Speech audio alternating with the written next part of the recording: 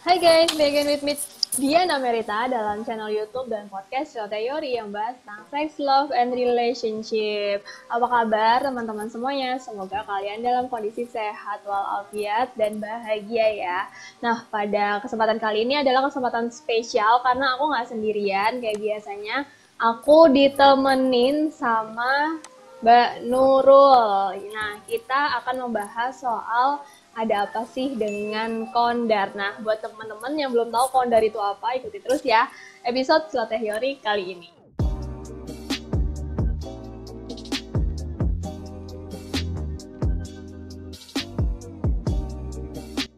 Oke, Mbak Nurul. Halo Mbak Nurul. Hai Yori, apa kabarnya? Baik-baik, alhamdulillah. Mbak Nurul apa kabar nih? Ya berusaha waras ya, lagi pandemi kayak gini. Sekarang udah tinggal, lebih dari sekarang 6 tinggal bulan di ya. mana Mbak? Sebetulnya tadinya di Semarang, cuma karena saat ini sekolahnya Rega juga belum buka ya. Jadi aku sementara di Cepu dulu. Ini masih Jawa Tengah juga sih, nggak jauh-jauh lah. Oke. Mungkin sebelumnya Mbak Nurul boleh kenalan dulu nih, kegiatan Mbak Nurul nih apa dan sekarang lagi ngerjain project apa gitu buat teman-teman yang mungkin masih belum familiar nih sama Mbak Nurul. Ya, oke. Nama aku Nurul Ikhlasya. Saat ini kesibukanku ya menjadi staf edukasi dari Samsara. Kemudian saya juga menjalankan sebuah platform di Instagram yang namanya RRR Kolektif. Kalau ini kolektif bersama teman-teman perempuan Semarang. Jadi memang kita punya menaikkan awareness mengenai isu perempuan gitu. Itu aja sih paling ya. Oke. Nah, sebelumnya Mbak Nurul kan tadi disebutkan sebagai staff edukator ya, ibaratnya ya, dari Samsara sendiri. Nah, Samsara itu kan relate banget dengan terkait aborsi nih, yang sebenarnya isu ini sensitif banget di Indonesia. Nah, apa sih yang membuat Mbak Nurul tuh tertarik gitu loh untuk fokus ke hal itu? Ya, jadi sebetulnya mungkin membicarakan aborsi ini akan sangat sensitif sekali ya. Orang kayaknya udah alergi duluan gitu membicarakan ini. Karena memang akan banyak sekali persepsi negatif masyarakat kita mengenai aborsi. Padahal sebetulnya kalau secara medis dari WHO ya, definisi kurang lebih seperti keguguran bagi Indonesia. Gitu. Jadi sebetulnya bedanya mungkin lebih kepada yang secara alami dan ada intervensi gitu ya. Nah, jadi makanya kalau mengenal kata aborsi ini dalam pikiran kita apa sih, kayaknya sesuatu yang negatif, yang jahat, yang apa ya. Tapi pernah nggak sih kita memikirkan ada sesuatu di balik kata itu gitu. Jadi bagaimana aborsi ini juga berkaitan dengan perempuan memilih otonomi tubuhnya gitu ya, terutama bagi teman-teman perempuan yang menjadi korban perkosaan gitu. Nah, dalam undang-undang kita pun sebetulnya urusan aborsi ini sudah diatur gitu ya. Jadi bukan berarti Indonesia itu 100% menolak aborsi, tapi ada aturan yang membatasi mengenai aborsi. Ini kita bisa lihat di Undang-Undang Kesehatan, kemudian peraturan pemerintah juga ada, di mana aborsi terbatas untuk dua hal. Jadi yang pertama adalah korban pemerkosaan dan juga bagi mereka yang memiliki indikasi medis yang berbahaya. Jadi misalnya dalam kondisi kehamilannya ini ternyata mempengaruhi nyawa sang ibu, sebetulnya aborsi itu bisa dilakukan oleh tenaga medis gitu. Jadi dokter bisa saja melakukan aborsi gitu. Begitupun dengan korban pemerkosaan gitu. Apabila dia memang menjadi korban, dia bisa mengajukan ke tenaga kesehatan atau fasilitas kesehatan untuk dilakukan aborsi. Cuman pada prakteknya ini pun tidak terimplementasi dengan benar gitu. Jadi masih banyak kendala di lapangannya. Jadi kayak mereka yang sudah menjadi korban ini perlu waktu yang cukup lama, dari kayak prosedur di kepolisian misalnya, itu kan cukup berbelit-belit ya. Dia harus vakum dulu, dia harus daftar dulu, mengajukan apa namanya pelaporan dulu gitu, dan polisi pun belum tentu langsung bergerak saat itu juga gitu kan. Nah, dan dilemanya adalah bagaimana korban ini juga jadi berat ya pilihannya, karena di satu sisi dia mau menjalankan yang mana dulu nih? Apakah dia mau mengobati maksudnya dalam arti apakah dia mau meneruskan kasusnya dulu, perkosaannya dulu, atau menghentikan kehamilannya dulu gitu. Itu pertama kesulitannya. Lalu yang kedua, para penegak hukum kita masih belum familiar dengan undang-undang mengenai pengaturan aborsi. Jadi ketika ada seorang korban perkosaan dan dia hamil, nggak ada tuh polisi kita yang nyuruh kamu mau lanjutin kehamilan atau aborsi, nggak ada. Jadi memang ini berkaitan dengan perspektif, kemudian pengetahuan ataupun kapasitas para penegak hukum kita pun masih belum sampai ke sana gitu. Jadi mungkin korban sendiri nggak tahu kalau dia punya pilihan itu gitu. Jadi pilihan dia cuma satu, yaitu melanjutkan kehamilan. Nah ini bisa dibayangin ya. Jadi udah dia korban, dia harus dia mengalami dampak negatif, yaitu kehamilan tidak diinginkan. Lalu dia disuruh untuk melahirkan anak yang tidak dia mau gitu. Terus dia disuruh membesarkan anak itu. Aduh, bisa kebayang itu gimana beratnya dia menghadapi itu gitu. Nah ini yang harusnya kita mulai coba membicarakan ini lebih dalam sih, supaya orang-orang bisa lebih aware juga.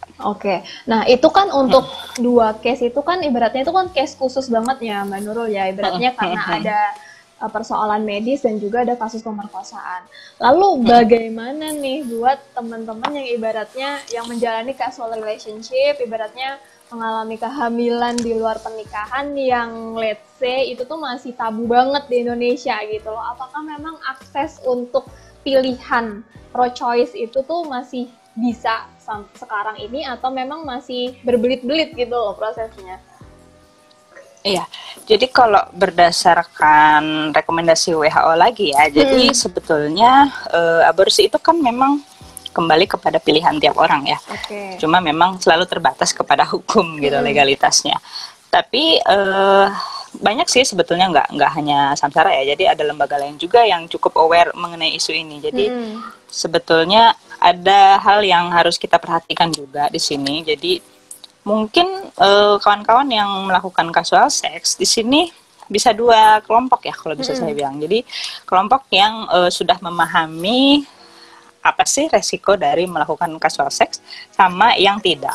Jadi mungkin kita bisa melihat bahwa tidak banyak remaja ataupun teman-teman perempuan yang memutuskan 100% dia memang sadar untuk melakukan casual sex. Jadi tidak semua perempuan itu tahu loh, kalau saya melakukan casual sex resikonya saya ada banyak. Tidak hanya kehamilan ya, tapi bisa juga seperti infeksi menular seksual, kemudian bagi orang yang masih belum siap, dia mungkin akan mengalami beberapa kayak bukan trauma ya, pasti istilahnya kalau dalam bahasa psikologis tuh jadi kayak masih takut, terus dia juga malah jadinya bukannya mengalami kenikmatan malah kesakitan ya. Apa itu istilahnya? Nah, ada juga kelompok yang memang dia sudah sadar casual sex, apa resikonya, dan dia melakukan pencegahan di awal ya, misalnya dengan menggunakan kontrasepsi. Tapi juga harus dipikirkan bahwa dilihat lagi bahwa proteksi atau kontrasepsi yang dilakukan itu juga memiliki kelemahan. Jadi tidak ada kontrasepsi yang 100% melindungi dari efek kehamilan ya. Memang ada yang rate-nya tinggi, salah satunya kondom ya. Tapi kondom pun bisa jadi tidak efektif kalau misalnya bocor atau misalnya anggaplah IUD ya, atau bahasa kita spiral.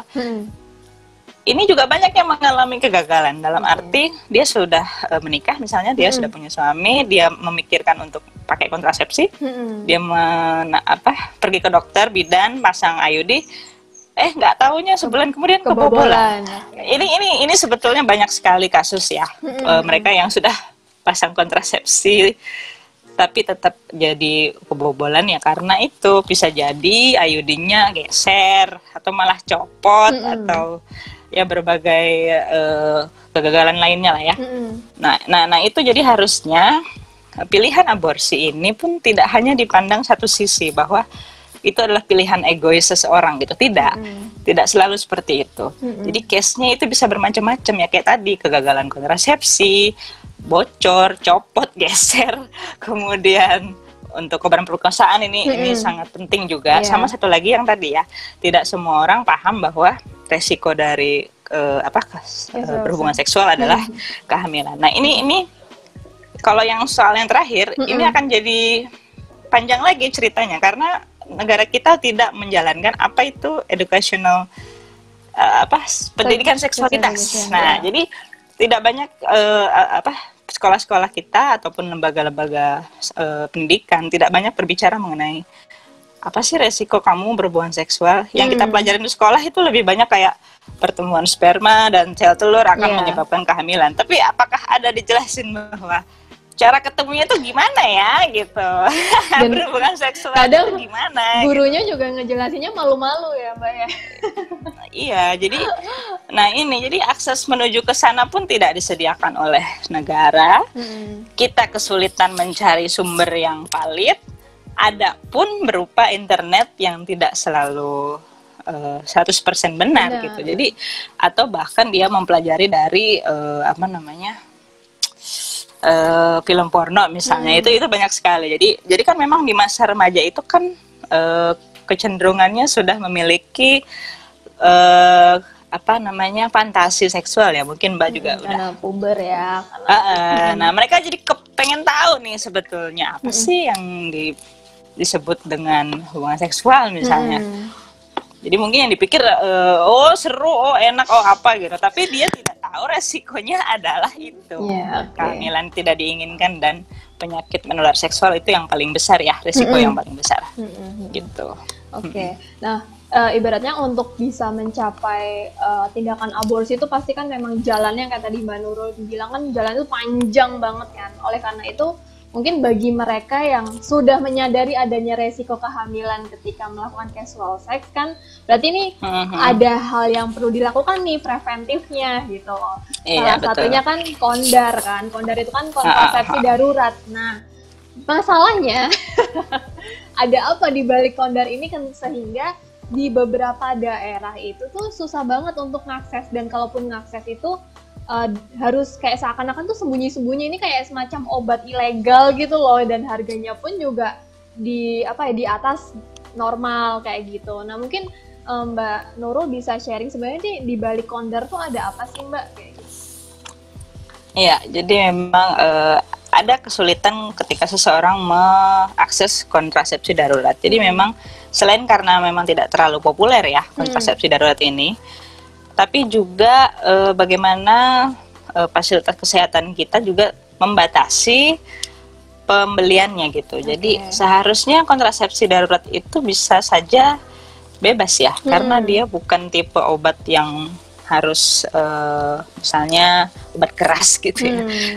Tapi memang ini kebutuhan gitu. Jadi ya tadi mungkin dia tidak menggunakan proteksi di awal misalnya ya, atau udah pakai kondom misalnya bocor gitu kan. Udah terlanjur, dan dia harusnya bisa tuh mengakses kontrasepsi darurat, terutama untuk korban perkosaan. Nah, tapi pada kenyataannya itu sulit gitu. Jadi banyak apotek gitu ya yang kalau ditanya, Mbak jual kontrasepsi darurat nggak merek ini gitu, mereka akan jadi oh nggak bisa Mbak, harus resep dokter gitu. Ya harus ke dokter dulu. Ke dokter juga perlu biaya lagi ya, konsultasi dokter itu kan tidak murah. Nah sampai dokter juga nanti belum tentu juga itu dapat kita akan dapat resep itu, nanti akan panjang gitu ceritanya, karena memang tenaga medis kita itu sepertinya punya dua profesi ya, selain dia jadi dokter dia jadi penceramah gitu. Jadi rata-rata orang yang datang ke dia yang ingin mendapatkan akses obat tapi justru malah nggak dapat, malah diomelin dulu biasanya. Kamu itu udah tahu berhubungan seksual ya harusnya begini. Nah itu banyak, itu masih menjadi problem kita juga. Jadi kenapa orang juga malas untuk berbicara sama dokter untuk perihal isu ini? Yaitu karena emang udah, aduh males lah ketemu dokter, ntar diomelin, ntar ditanya-tanya, ntar ini. Nah, yang ada dia jadi nggak bisa mendapatkan akses ke sana gitu. Dan memang tidak semua daerah bisa ya. Kayaknya memang beberapa kota saja yang bisa mudah tanpa resep itu, dan sisanya ya online itu paling yang mereka bisa. Tapi itu juga susah karena kontrasepsi darurat itu kan cuma bisa efektif 3 hari setelah berhubungan seksual. Kalau belinya online, nyampainya bisa 5 hari, seminggu kali ya. Nah, itu juga kan jadinya nggak efektif gitu. Oke. Nah, mungkin tadi kan Mbak bilang ketika ada orang pengen ngasih kondar ke dokter atau tenaga kesehatan tuh udah khawatir dulu, atau memang mungkin sudah mengalami, ibaratnya diceramahin dulu. Sebenarnya mungkin itu ada kaitannya dengan value atau kultur yang selama ini Indonesia anut nggak sih? Ibaratnya ya namanya kalau belum menikah tuh yang nggak boleh kayak gitu loh. Atau memang karena pastinya beda ya Mbak ketika misalnya pasangan suami istri atau misalnya perempuan sudah menikah dan meminta kondar, itu pasti lebih mulus lah ya daripada mereka yang mungkin masih single tapi udah mengakses kondar kayak gitu. Pasti akan ada rentetan walaupun nanti ujungnya dikasih juga kayak gitu loh. Ya, mending kalau dapat ya. Nah itu salah satu problem kita. Jadi ya negara berflower seperti Indonesia itu emang kendalanya berat di budaya ya. Jadi emang kultur kita masih cukup moralis, konservatif, dan melihat perempuan ini selalu saja menjadi pihak yang menanggung banyak beban gitu. Karena kan memang bagaimanapun ketika terjadi kehamilan itu yang nanggung kan perempuan gitu, bukan laki-laki. Dan tapi sayangnya Indonesia ini masih belum berpihak ke sana gitu. Jadi mikirnya belum sampai harusnya kita melindungi perempuan gitu. Tapi ya malah dipersulit gitu aksesnya. Dan ini memang ada kaitannya sama ya itu ya, budaya patriarki dan budaya melihat perempuan selalu menjadi pihak yang bersalah gitu. Perspektifnya masih belum ada perspektif gender dalam isu ini gitu. Makanya ya lagi-lagi perempuan lagi yang harus kerepotan, yang harus effortnya lebih untuk akses ini, sementara si laki-laki yang sudah misalnya dalam arti menghamili gitu ya, atau pasangannya misalnya, itu ya udah santai-santai aja karena dia tidak memiliki beban untuk kesana gitu. Iya, betul. Ya emang ini jadi PR kita semua ya. Harus ada terobosan baru ya. Saya juga bingung gimana caranya karena memang isu ini udah bertahun-tahun lamanya tapi tidak ada perubahan signifikan gitu. Apalagi kontrasepsi lebih banyak diberikan untuk perempuan ya. Jadi kontrasepsi laki-laki itu masih sangat sedikit. Ini juga sangat berkaitan dengan pola budaya tadi gitu. Jadi dulu lebih mudah mengatur badan perempuan dibanding badan laki-laki. Padahal secara biologis ya, perempuan itu kan hanya 1 kali mengeluarkan sel telur ya dalam 1 bulan. Sementara laki-laki itu setiap hari dia bisa ngeluarin sperma gitu. Lah, kenapa perempuan yang harus dipasang kontrasepsi? Harusnya kan si laki-laki tiap hari itu gitu, karena chance-nya dia berhubungan seksual setiap hari ke semua orang itu kan lebih besar gitu. Harusnya kan dia yang harusnya diberi proteksi lebih banyak, tapi justru perempuan gitu. Nah ini akan sangat panjang ceritanya kalau bisa cerita ya. Berarti gitu. memang ada kaitannya juga ya Mbak, kenapa jenis kontrasepsi pada perempuan tuh lebih banyak, terus juga ibaratnya kenapa secara beban psikologis pun juga perempuan yang lebih banyak nanggung dan lain sebagainya tuh memang bisa dibilang walaupun itu bukan akar tunggal tuh patriarki itu memang sangat amat destruktif banget ya, ibaratnya kalau tidak segera ibaratnya bukan segera digoyang ya, tapi dikritisin kayak gitu loh. Nah, sekarang ini kan memang banyak banget gerakan-gerakan feminisme nih Mbak. Nah beberapa kalangan atau beberapa golongan itu menilai feminisme itu tuh membuat cewek itu berontak gitu loh, dan jadi kayak nggak punya aturan gitu loh. Yang ibaratnya kita ibaratnya let's say kita di Jawa deh, ya namanya perempuan tuh harus gini itu dan lain sebagainya, pokoknya banyak banget aturan kayak gitu. Sedangkan sekarang ini dengan sosial media kan memperlihatkan banyak gerakan-gerakan perempuan yang membuat terlihat perempuan kok jadi seakan kok rebel gini sih kayak gitu. Nah, kalau dari sisi Mbak Nurul sendiri tuh esensi feminisme yang sebenarnya tuh gimana sih? akhirnya ujung-ujungnya ke feminisme ya. Iya, pasti dikit-dikit nyenggol itu karena iya. memang ada kaitannya ya. Jadi ya benar. Jadi ya itu tadi. Jadi karena budaya kita yang sudah ratusan tahun terinternalisasi pada tiap orang ya, mulai dari pola asuh, kemudian pola masyarakatnya, bagaimana diatur, bagaimana dia dibesarkan, itu kan sangat mempengaruhi perspektif seseorang untuk melihat perempuan. Nah, jadi dalam budaya kita perempuan itu kan diasosiasikan sebagai perempuan yang harus lembut, yang harus mau diatur, manja, terus penurut gitu. Dia adalah pihak yang pasif. Nanti udah gede jadi ibu. itu yang selama ini ditekankan ya, gender roles itu ya kan. Tapi tidak pernah ada yang ada sih, tapi mungkin masih sedikit. Jadi padahal ya gender itu kan cair ya sifatnya. Jadi ketubuhan laki-laki perempuan itu hanya berbeda di biologis saja gitu. Tapi secara peran dalam masyarakat ya bisa saja gitu. Dia tidak harus feminin terus gitu. Itu kan nilai-nilai feminim ya. Tapi bisa saja dia menjadi orang yang kuat, terus dia bisa jadi pencari nafkah misalnya, utama di keluarga misalnya. Terus dia juga pengambil keputusan atau dia juga berani. Nah, kan berani pengambil keputusan, pencari nafkah itu lebih banyak ke laki-laki. Nah, padahal perempuan juga bisa saja seperti itu. Nah, itu yang menjadi pengaruh kenapa sih ketika ada perempuan yang keluar dari batas norma tadi, itu dianggap rebel tadi atau tidak mau diatur, dan itu seperti mengusik ya. Jadi mengusik mereka yang sudah terlanjur dibesarkan dengan nilai itu. Loh, kok dia kayak gitu sih? Harusnya kan dia begini, harusnya begini. Nah, itu nggak masuk tuh dalam logika dia, karena selama ini dia cuma berpikiran satu, bahwa perempuan itu ya pasif gitu. Nah, itu yang mengapa orang-orang banyak yang memang nggak terlalu suka sama feminisme ya. Jadi karena apa sih, feminisme tuh terlalu ribet, terlalu rempong, ngurusin semua hal, segala apa urusannya perempuan mulu gitu.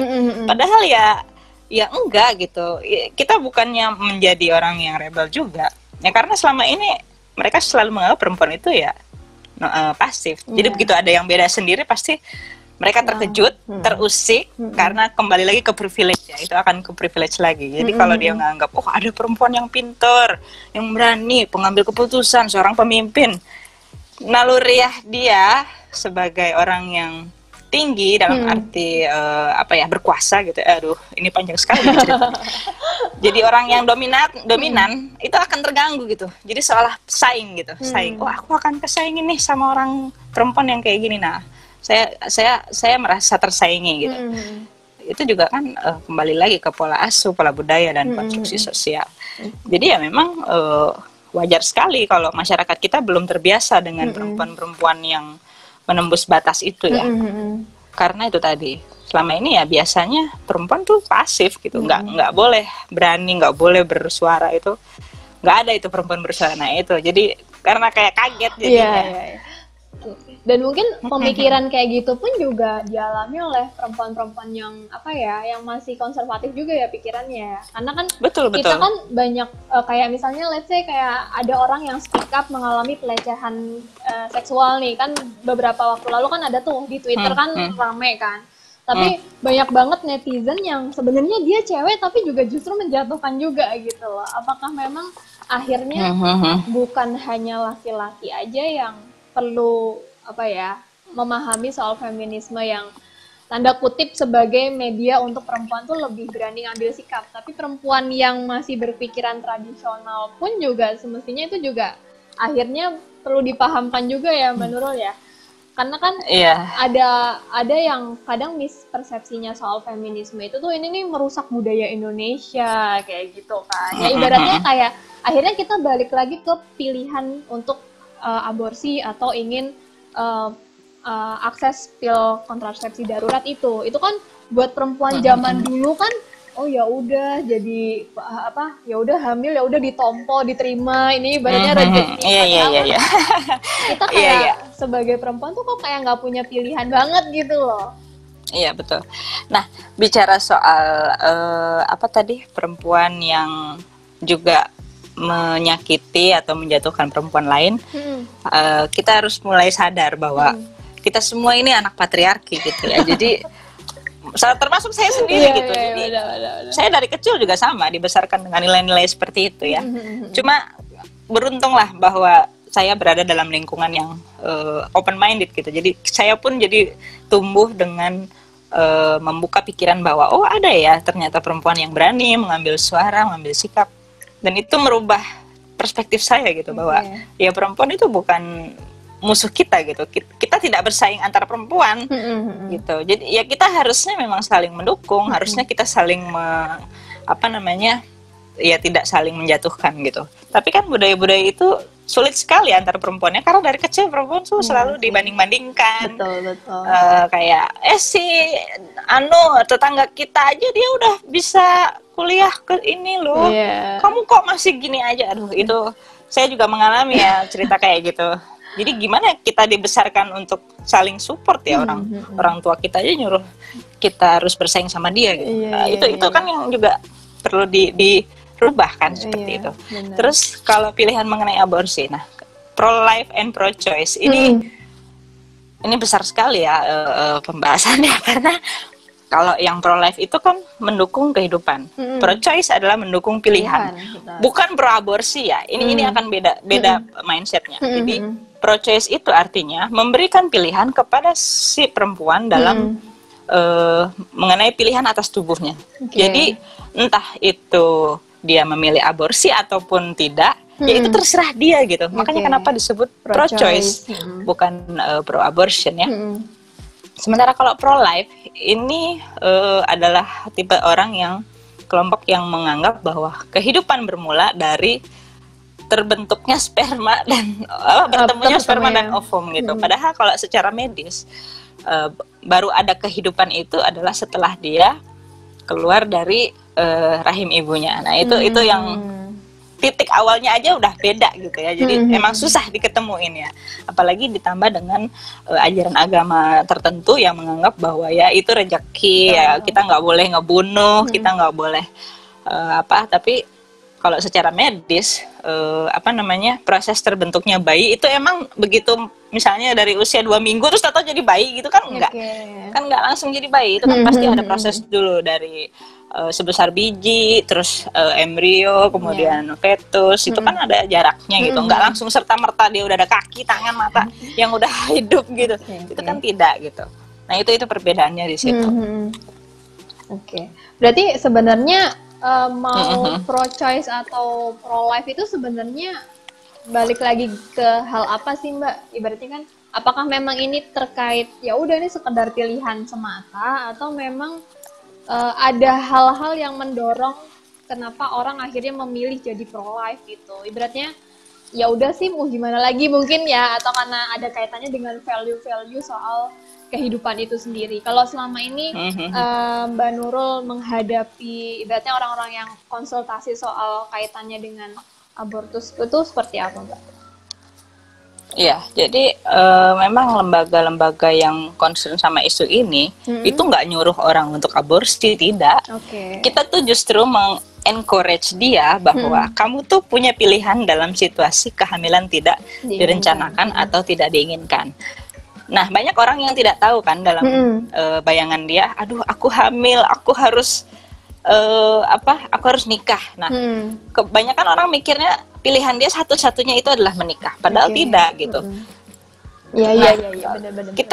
Kita kasih pilihan pada dia bahwa ini loh Mbak, kamu tuh tidak harus menikah. Bisa saja kamu membesarkan sendiri anakmu. Nah, itu juga bisa loh gitu. Jadi jangan dibayangkan orang yang pro choice adalah orang yang tadi itu ya, pro aborsi melulu gitu. Tidak. Kita justru memberi jalan sama dia. Kamu punya pilihan lain Mbak. Kalau kamu nggak mau nikah misalnya sama dia karena mikir misalnya dia belum kerja atau belum punya kemapanan yang cukup bagi dia misalnya. Tapi sementara dia ini adalah wanita karir misalnya. Tapi dia senang anak kecil misalnya. Ya silahkan, kamu bisa loh membesarkan anakmu sendiri dengan cara ya. Kan sekarang udah bisa ya pernikahan bikin akte kelahiran tanpa nama ayah itu sudah bisa. Atas nama ibu saja itu bisa. Cuma mungkin memang effortnya akan effortnya secara administrasi negara itu mungkin akan lebih ribet, tapi bisa.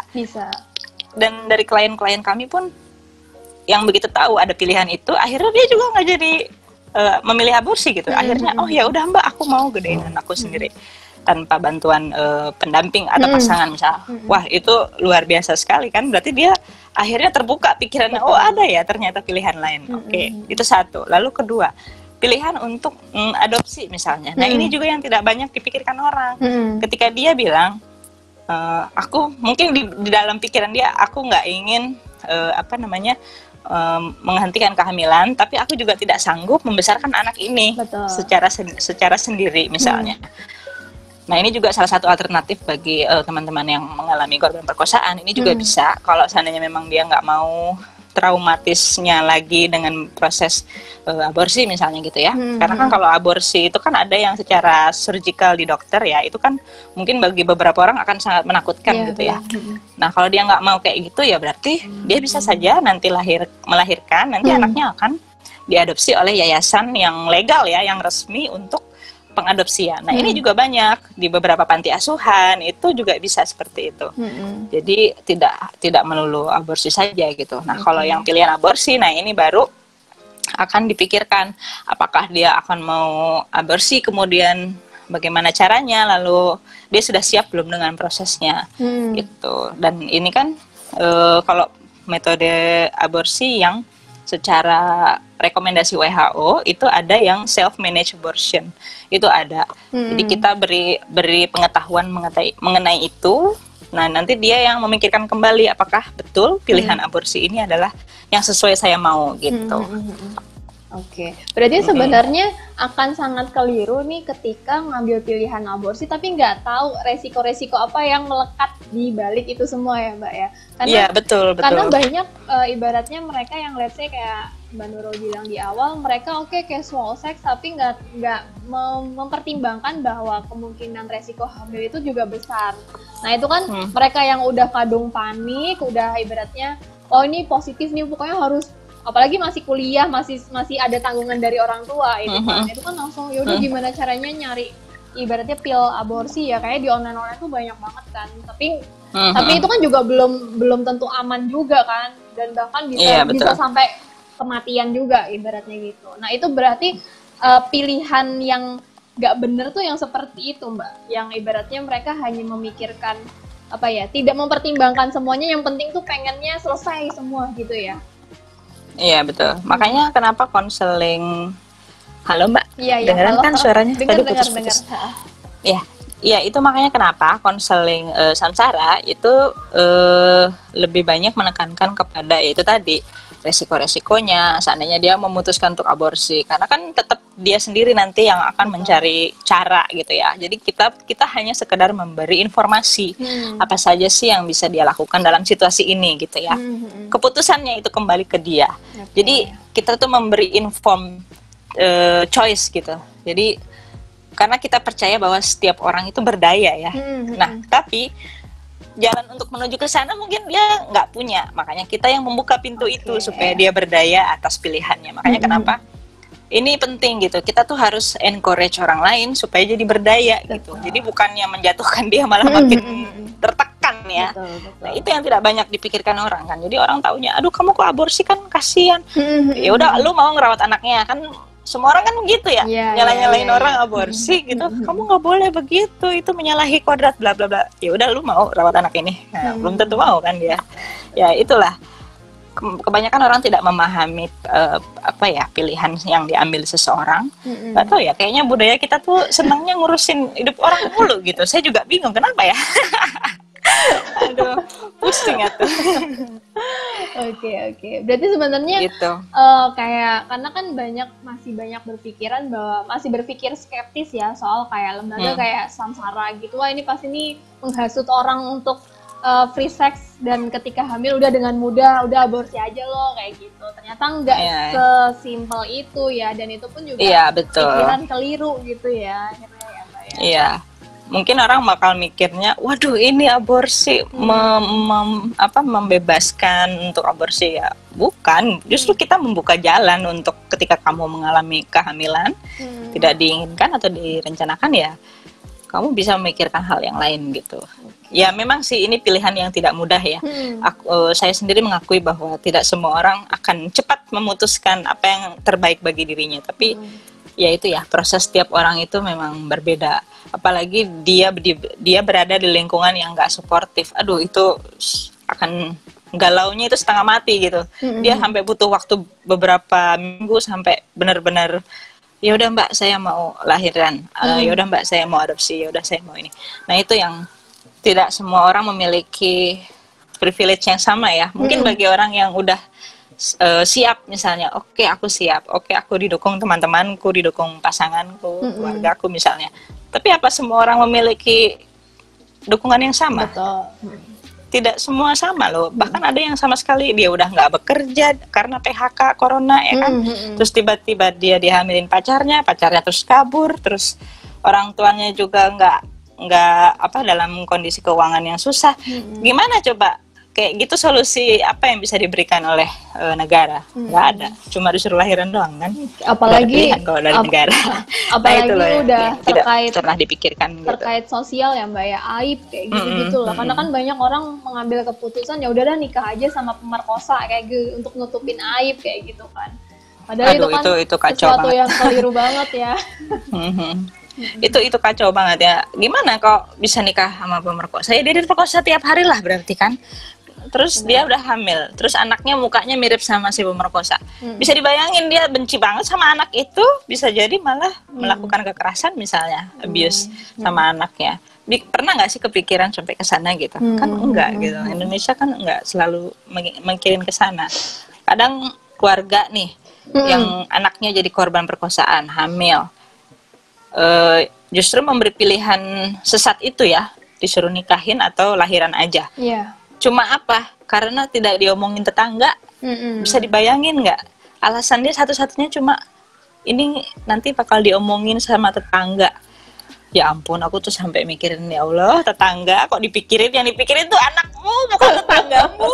Aduh, aku sampai gemes gitu. Ini karena kita beberapa kali menangani kasus yang korban yang mengalami kehamilan adalah korban pemerkosaan. Jadi memang selama pandemi ini naik. Memang betul. Jadi kondisi ini sangat-sangat berat bagi banyak orang ya. Karena ya itu, orang jadi nggak sekolah, bingung mau ngapain. Ya udah, akhirnya bisa melakukan kejahatan, kriminal gitu. Dan juga ini ya, bantuan dari lembaga pun susah karena kan sekarang akses layanan ditutup kan kalau tatap muka, jadi mau nggak mau online kan gitu. Wah, kendalanya jadi makin berat gitu. Itu makin pusing lah udah ngurusin ini tuh, tambah pusing tau nggak? Santai-santai Mbak. Iya, tapi tetap masih mau fight ya Mbak di isu ini ya Mbak? Apa? Mbak Nurul tetap masih mau fight di isu ini? Ya, saya sebisa mungkin fight di sini ya, karena tidak semua orang mau ya terlibat dalam isu-isu kemanusiaan gitu, karena emang ya aku nggak tahu ya apa pilihan tiap orang kan mungkin beda, tapi kayak lebih milih, aduh aku nggak mau ribet-ribet ngurusin orang, ngurusin diriku sendiri aja nggak bisa. Rata-rata kan gitu ya, tapi ya nggak tahu ya, emang udah panggilan jiwanya mungkin ke situ.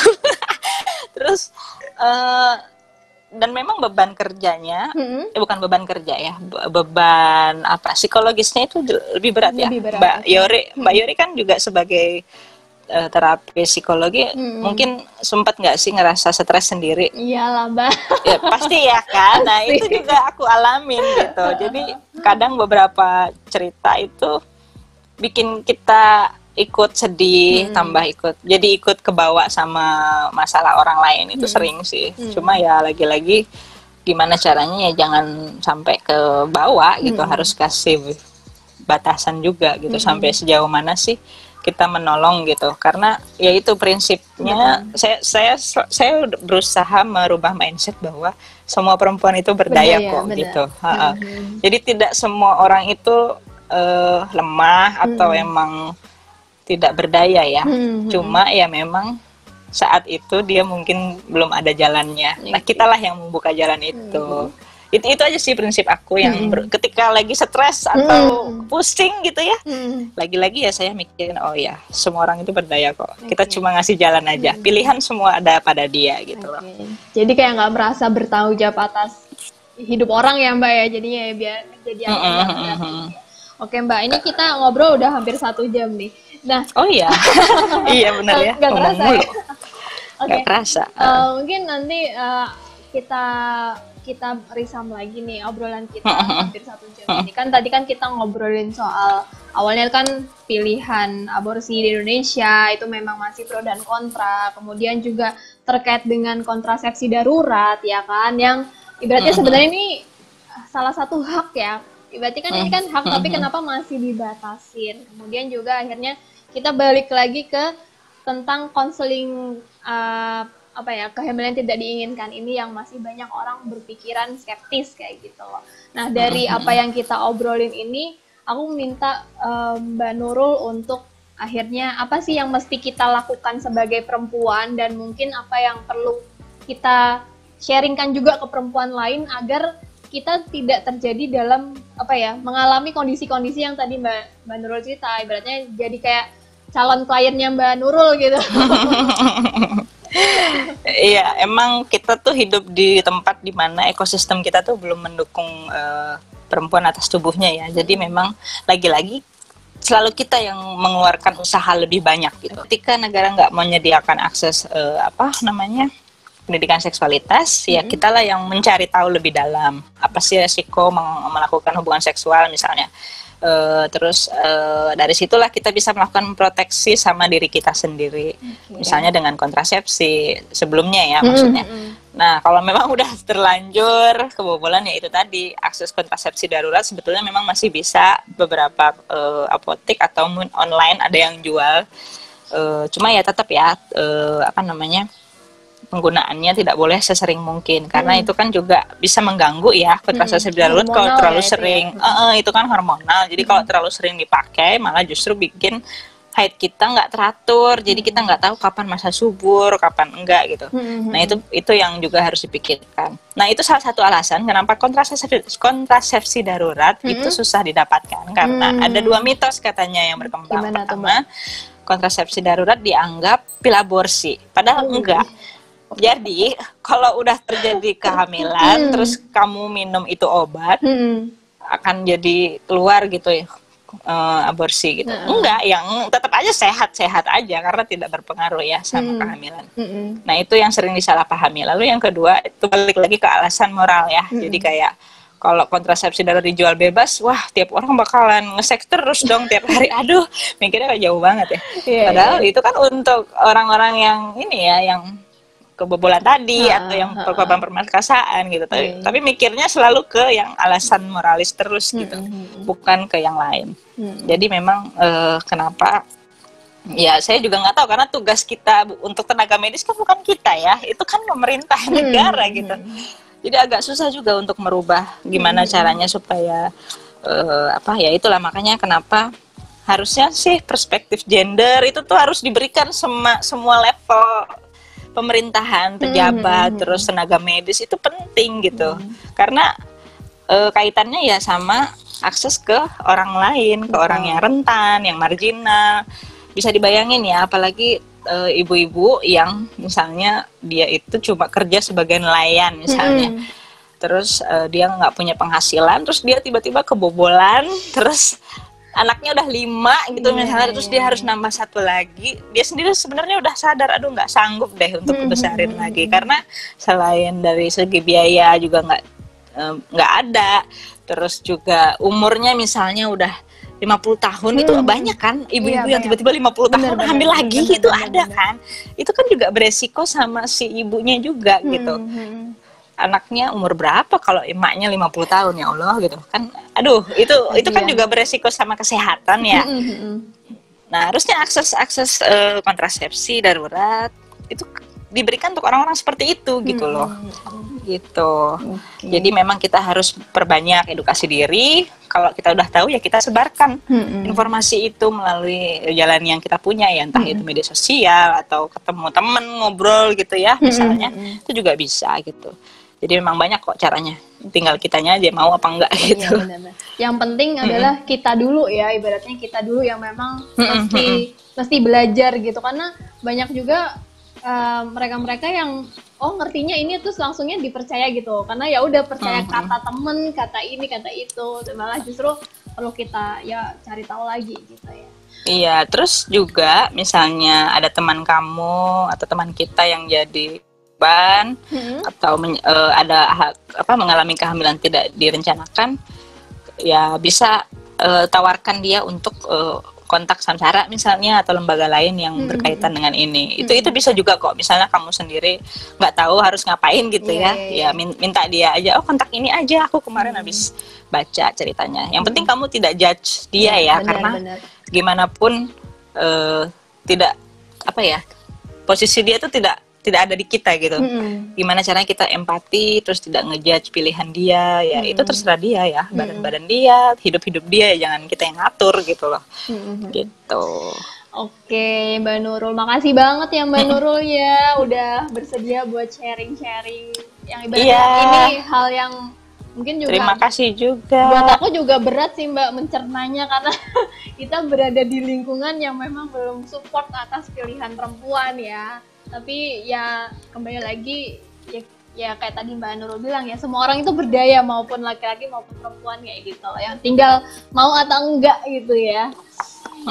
Iya, makasih ya Mbak Nurul ya. Ya, makasih Mbak Yori udah ngajak ngobrol hari ini. Iya, maaf kalau mengganggu loh. Enggak apa-apa. Aku malah seneng ngomong karena semenjak corona di rumah mulu nggak ngomong-ngomong. Oke, Mbak Nurul, nanti kita sampai makasih. ketemu di lain kesempatan ya. See you. Ya, sukses terus untuk Mbak Yori. Ya, makasih. Dah. Oke guys, gimana ngobrol-ngobrolnya?